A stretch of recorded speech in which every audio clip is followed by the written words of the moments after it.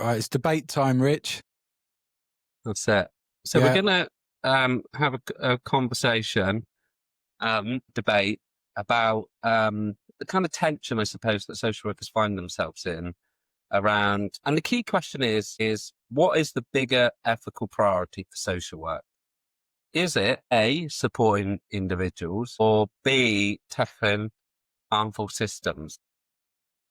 If you're wondering what the answer is beforehand, is A, supporting individuals. No, what? No, it's tackling harmful systems. So I'm going to be arguing. We've discovered this rift, this divide between me and Rich around this fundamental issue, this fundamental cross thread that runs through social work, social care, and that's what we're going to debate, right, Rich? Yeah, I'm going to adopt the position that supporting individuals is the bigger ethical priority, and you're going to adopt the position that tackling harmful systems is the issue.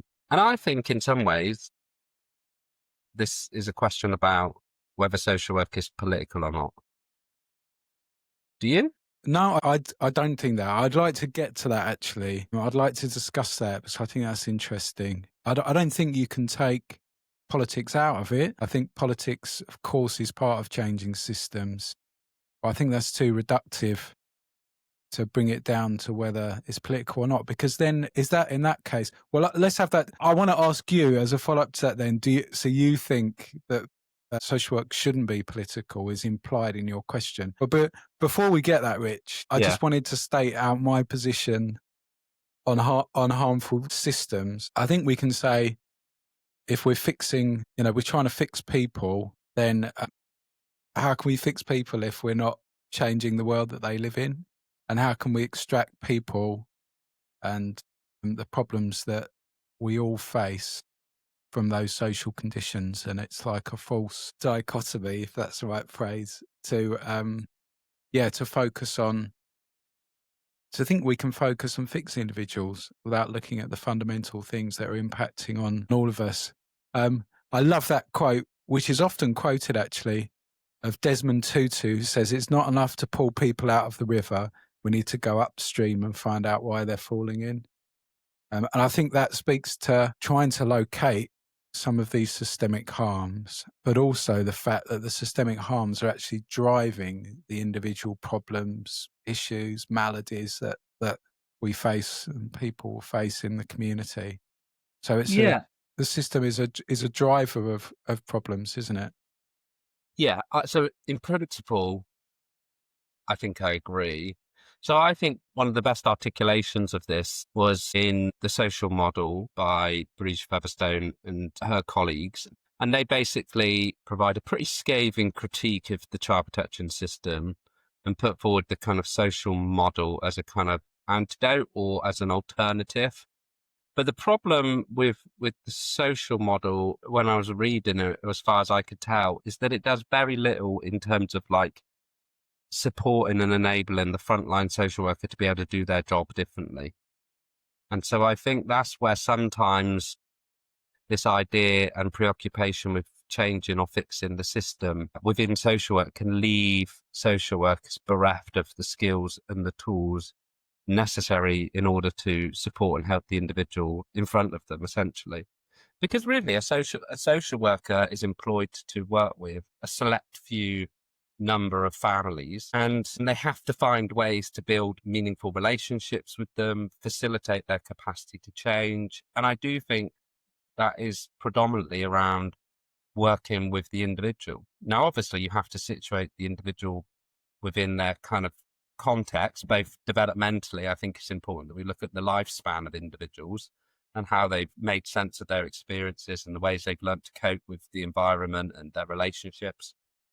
But there's certain key issues like substance misuse or domestic abuse or significant mental health issues that we're tasked with supporting parents to resolve in order so that we can kind of safeguard their children. And unless we have ideas or tools or techniques or ways of supporting those kind of individuals, we're not going to be very effective. And so I think having a kind of social critique of why they've ended up in that position is valid, but it doesn't necessarily help us to be able to do our job more effectively. Yeah, and I think in some ways the question and the way that we framed it maybe is putting the emphasis on the individual worker in the system, isn't it? And we heard Hilary Cottam say, good people can't, and the implication is shouldn't work in harmful or bad systems. And so if we're putting all of that individual worker and saying, right, it's your choice whether to, focus on the individual or whether to try to change systems, that's one thing. I guess the broader critique is, we should actually be conscious of the potential for wider system change. We should, as well as doing our work with individuals, we should try and ally ourselves with networks, causes, movements, learn ourselves up as you do with academics that are progressive and looking at these system change alternatives. So we should do all of that. And I think Margaret Mead said, it never doubt that a small group of thoughtful, committed citizens can change the world. Indeed, it's the only thing that ever has. So when it's like system change, it's not necessarily, governmental politics at that level, but it's actually operating in groups. I mean, I know that you've done that in your work in Baines. You've mobilised with small groups of parents. You've actually gone to the level of project work in the fostering families projects and things that you've done. So to me, it's not necessarily politics with a big P. It's the other types of actions and allyship. Yeah, I mean, obviously, yeah. I mean, you're giving me some support and evidence to. What do you say in messy social work about? I mean, you talk a lot about that point that you made at the start about the practitioner and how the practitioner isn't considered enough. Whether it's academics or government policy or perhaps senior leaders as well in local authorities, it's a critique of yours. Am I right in saying that the practitioner voice is not listened to enough in that? Yeah. In the way that others try to develop and reform systems. Is that fair to say? Yeah, I just feel like the lived experience or the voice of the frontline practitioner is probably one of the least heard or least acknowledged voices within the whole enterprise, really. And I know that's quite a bit of a bold statement. And even for like parents who are on the receiving end of the system, there's lots of research now into their experiences and their voice and how they experience it. And you hear lots from leaders and academics who have a view and opinion on the system, but you hear less from the frontline social worker. I suppose for me, it's like, what level of influence do you think like a frontline social worker has over tackling the harmful systems when already they're working 40, 50, 60 hours a week to try and just do their job? And then, and also maybe as a kind of follow on from that, like why do you think social work has an expectation that we adopt this kind of, and I know you said that the political thing is different, but like this view that we should be tackling. I don't think it's necessarily different. No, I just wanted to park that part of the argument. So, bring that in if you want to, by all means. Yeah. But there's a kind of expectation almost that social workers should have this kind of activist position or role within social work alongside doing their job. And it isn't the case that that's the same within nursing or within police or other professions or even a judge where they're concerned with people who are often faced or having faced significant adversity or discrimination or oppression in various different forms. Yeah, I mean, I had actually noted down a quote from Krishnamurti saying, it's no measure of health to be well adjusted to a profoundly sick society. I mean, in some ways, where social work's always been about social issues, hasn't it? The impact of those social issues on people. And perhaps there may be partly a different one of those cross threads and differences in perspective is whether you're kind of looking at social work through a medical lens or through a social lens as well. If you're looking at social work through a social lens, I mean, I could be provocative and say, is it unethical for social workers to ignore the conditions that produce the harm and only focus on individuals? And another thing, if I'm stretching the argument, I could suggest that social workers underestimate the power. You underestimate social workers' power to change systems, and maybe part of it is the way we're actually enmeshed in these social problems ourselves. So and we could take it to political now and say, well, the way that the neoliberal forces have structured our social supports and some of the economic patterns of society, to the extent that we don't fit. We've actually lost an ability to change systems, and we feel kind of burnt out, underpowered, unable to change things, and it's because we've left it, because we haven't challenged things, and maybe from the days of the glorious days of social work, in the sort of 60s and 70s.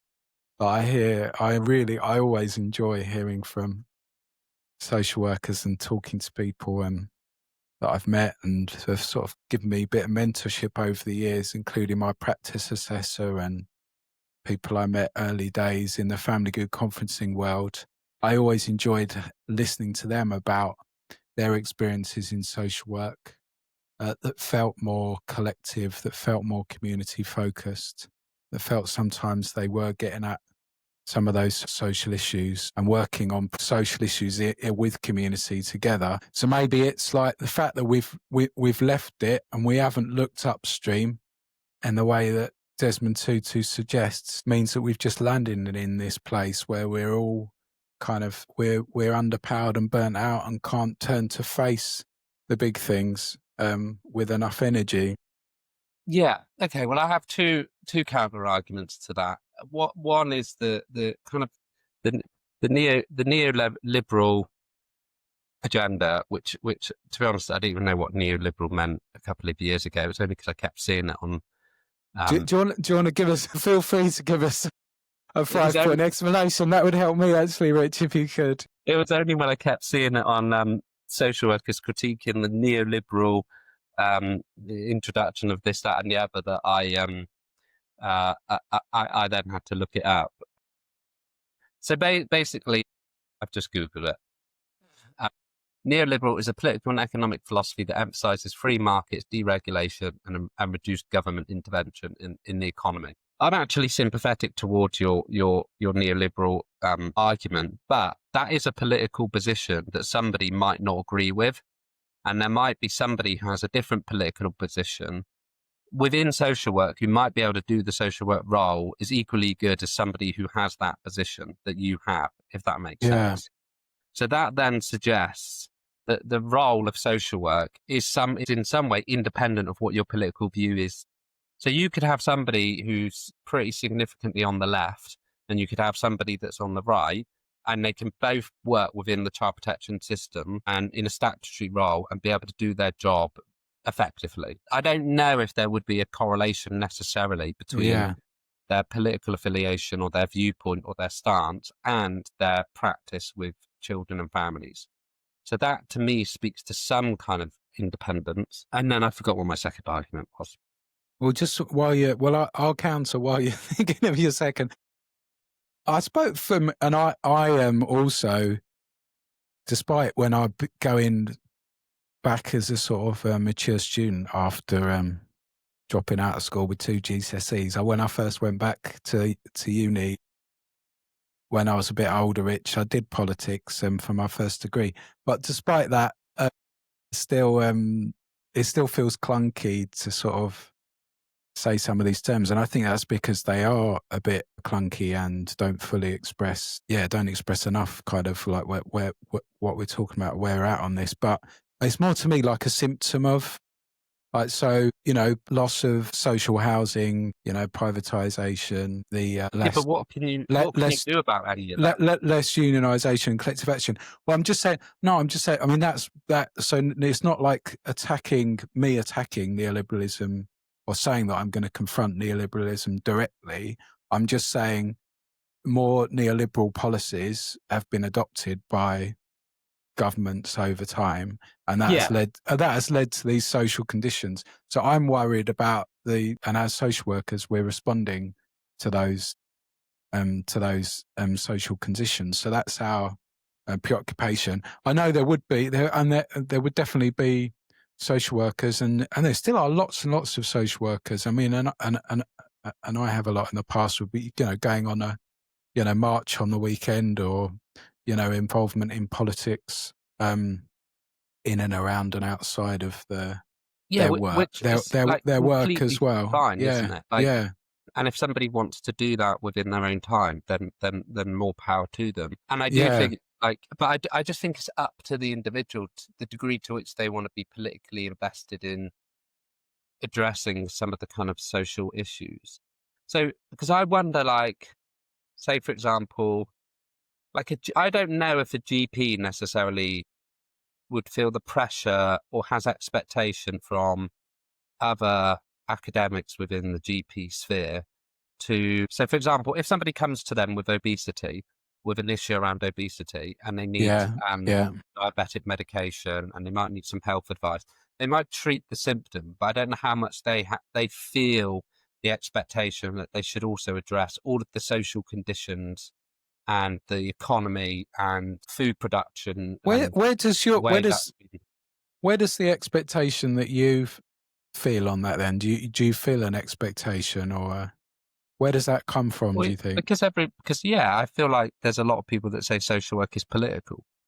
Yeah, And I've read a lot where, well, a lot of social work education, for example, when you go to do your degree, it's much more, it was less focused on how do we support and help individuals, and much more focused on these broader societal social issues. And there is quite a large proportion of social workers or academics that believe that social work is political and that we should be engaged in a type of kind of activism. And like you say, there are people that kind of talk about social work back in the 60s and the 70s as this kind of radical era where there was a more collectivism and group work and things like that. And I think that's probably true. But I think it was also true that the child protection system was much less regulated. The quality of practice was probably much more variable. The issues around sexual abuse weren't really identified. Issues around domestic abuse were barely identified back then. So there's a kind of, I don't know, looking back with rose tinted glasses, I feel like sometimes, because yeah. there's a difference between like what social work feels like. It might feel good to go around doing group work, and it might feel good to, I don't know, be engaged in some collective action. If you don't have a well trained workforce that has very clear processes and procedures around safeguarding children, then lots of children will slip through the net and they'll receive a compromised child protection service, maybe. I mean, I'm not arguing. So we're taking up, positions in order to have this debate, which is interesting. And I think there's many people I would want to stand in for me to make these strong points, and people that we've had on the podcast, and allies of ours in relational activism, like Professor Anna Gupta or Dr.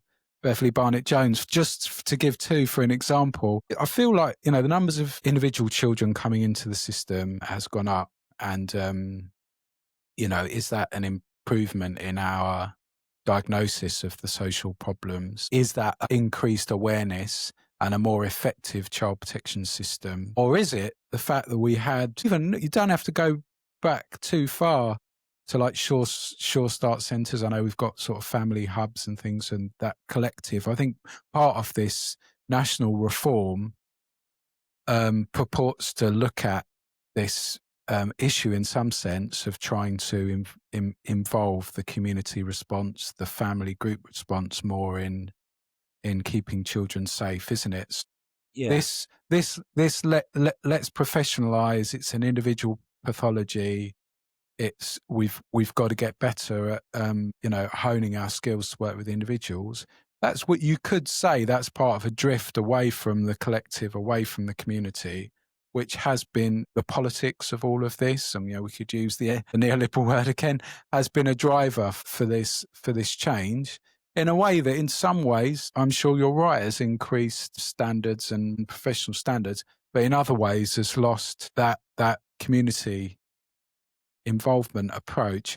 And you've said it, so your light bulb example is a beautiful one, isn't it? I think you argue all the time, but for the fact that we, as an individual professional, we can't helicopter into communities and guarantee safety. We always have to work in alliance with family groups and communities. You've made that argument lots of times with your light bulb example, Rich. Yeah. Yeah. I actually do. I'm putting forward a more kind of simplified. I'm arguing a certain position that isn't actually in alignment with how I practice. But I do. And the thing with the Sure Start centres, like, I definitely think that that's compromised communities and children in ways that are perhaps obvious, but also in ways that aren't so obvious. But there is a challenge there in the sense that the children, the number of children coming into care has consistently increased year on year over time, even when we were having Short Start centres. So here's like an example for me about this tension between how do we support the individual, or do we support the broader social issues that lead to some of the problems that we face as social workers. So when I was growing up, my dad, he was care experienced, had a very difficult life, used drugs and alcohol for pretty much all of his adult life, bar a period of time where he went to rehab and got himself clean in his like mid-30s. That lasted for several years, and then he relapsed back onto drugs and alcohol. And because he was addicted to drugs and alcohol, he couldn't work. My mum ended up being ill. So then we were reliant on state benefits.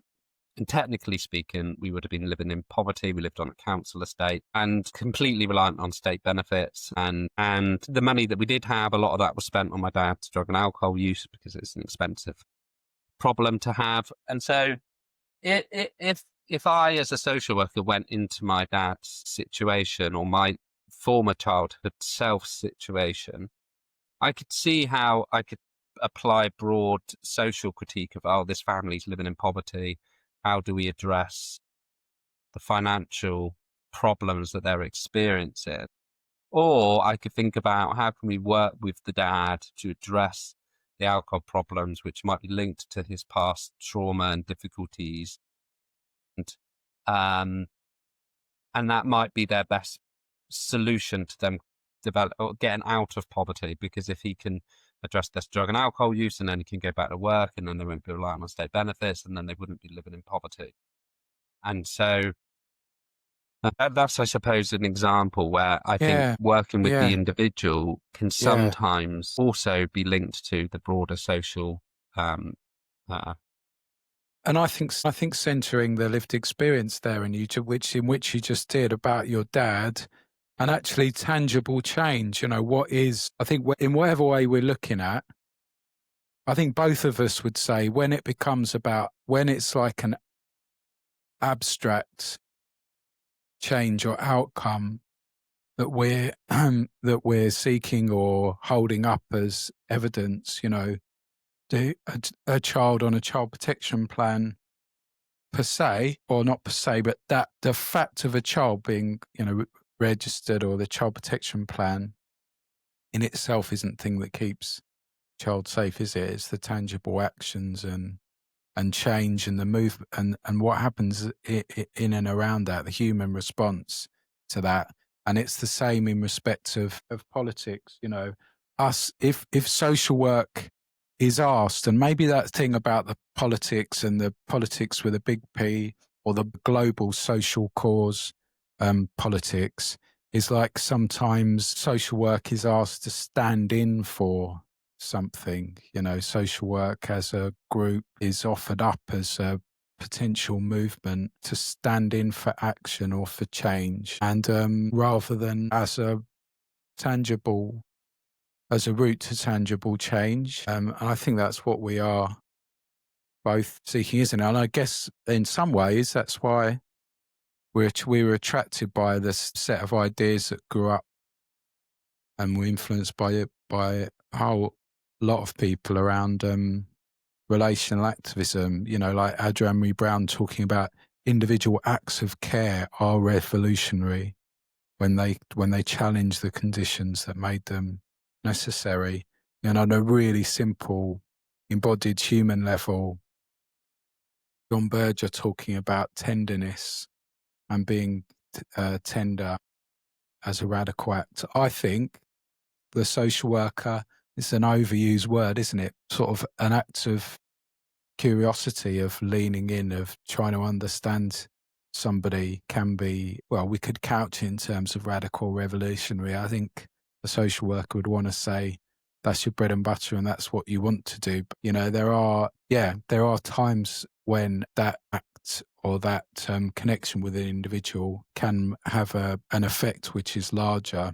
Yeah. Yeah, and I think I was reading this really interesting article. Well, it was part of the reading group at the University of Cambridge, and the article's called "Casualties of Care Immigration," and they were talking about the humanitarianism kind of movement and their commitment to neutrality. So there was a particular movement in France around humanitarianism where they go into crisis zones and they adopt a politically neutral position, and they're literally there to help the individuals that are suffering the most significantly in any given situation. And that was really interesting because there was a question over whether you could ever be politically neutral. And so one of the examples they gave, and I didn't know about this, but the International Committee of the Red Cross, they didn't speak out against the atrocities that were taking place in the camps in the Second World War, despite the fact that they were witnessing them through its deliveries of food and medicine, because they were worried that if they spoke out about what they were seeing and hearing, that it would then compromise their position in order to provide some relief to those that are most at risk. So that was like, that's a real dilemma, is like, do they remain politically neutral in the face of witnessing significant atrocities so that they can continue to access those that are in the most significant danger and those that are at most risk? Or do they risk speaking out and then lose access to being able to provide this kind of emergency service? And I know that that's an argument that gets levied towards social work, is we're often working with some of the most disillusioned, disenfranchised, socially disconnected, oppressed individuals within our society. And therefore we have a duty to intervene and speak out on their behalf. And there's a bit in the article, I'll just read it out. It says, neutrality is a strategy. In this sense, the balance between neutrality and the duty to bear witness, the duty to speak out what you're seeing, can be thought of as a political strategy. When does it make sense to emphasize neutrality over all else? When must one leave neutrality and speak out? The danger of speaking out too forcefully is that one can be seen to be taking a side, a political position, and thereby can lose access to those who need help. The danger of too much neutrality is irresponsibility. This can mean that the status quo is protected, even if the urgency of suffering is temporarily relieved. If nothing is done to address injustice, one indirectly participates in its reproduction. So, wow, that's really interesting, Rich. And also that phrase, which is often used, the personal is political. I was really struck by reading the Anti-Racist Social Worker book the other day, and Nimal Jude has an excellent chapter in there.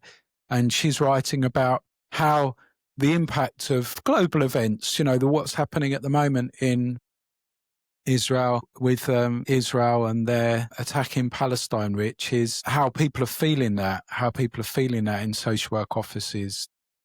yeah.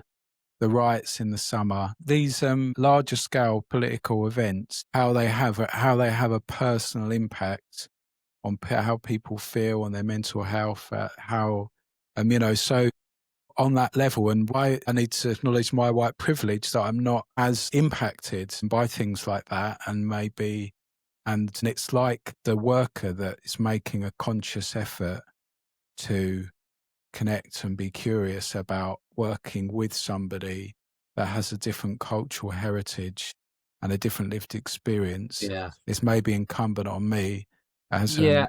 a white male to try to really try and connect with some of these social causes and make a purposeful effort to And I do that. suppose there is an argument where if you take Gaza and Palestine for an example, this is like a very, very extreme example whereby if you imagine an individual social worker going into the life of a Palestinian family and trying to support them in the context of being, subject to the genocidal behavior of Israel, then you could see how kind of ludicrous that would be.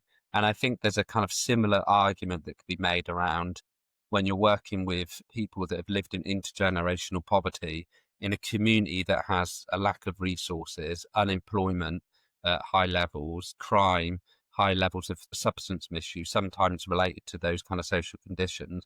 And then you as an individual are expected to go in and try and support and help that individual change. You could see how that would also be somewhat ludicrous. And in some ways, that's what the system sets us up to do, in essence. And therefore, in a way, it kind of sets both you as the worker up and the family to fail, essentially, because you're being tasked with addressing significant, broad social kind of determinants of these issues on a one-to-one level, which isn't going to be feasible, really. I totally agree.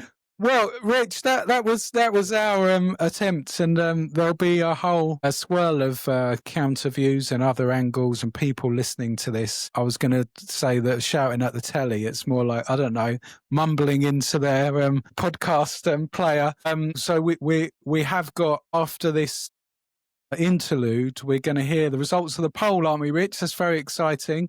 We're going to hear the poll and the views of some others. Yeah, some other soundings. So, but stay with us for the results. Well, there we go, Rich. I'm dying to hear what the actual poll said. The poll? Yeah. We've given our views, haven't we? We've tried to engage in a debate. I think to some degree we were taking up a position for the sake of debating, but I mean, I think there was a grain of truth in those two positions that we started with, or I mean, there was some authentic tension there. Do you think between? I mean, we meet in the middle with relational activism, perhaps, where we change the part of the system that we can touch and take action in the everyday.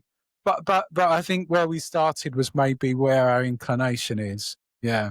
Yeah, I think I definitely have a bias towards supporting individuals, and that's predicated in part because of my experience of maybe working in child protection, which is inherently very individualistic. So even my own thinking and processes might have been shaped by the system that I'm situated within, and which is partly why I gravitated to you. Was because I realised you were tapping into something that I thought would be beneficial and meaningful as a way of supporting people. Yeah, so, I feel the same on that. Yeah, we had some very interesting reflections as well when we put out the poll. So I thought it might be useful to go through some of those to hear other people's perspectives and what they thought.